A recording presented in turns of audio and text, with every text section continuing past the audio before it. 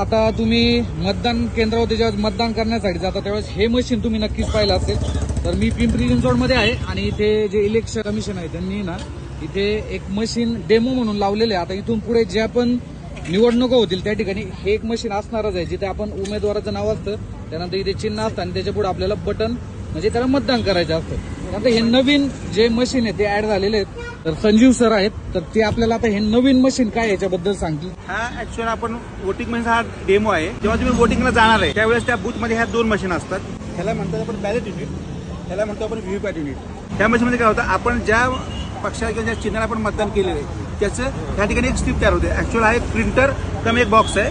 मतदार जे आहेत त्यांना आपण केलं मतदान बरोबर झालंय का, त्याच पक्षाला किंवा त्याच चिन्हाला झालंय का हे ह्या मशीनमुळे क्लिअर होतं. तर समजा मी हे 7 नंबरला जे जी आहे आणि त्यांचं हे चिन्ह आहे, समजा इथं जर प्रेस केलं ओके, तर अशा पद्धतीनं एक स्लिप तयार होणार.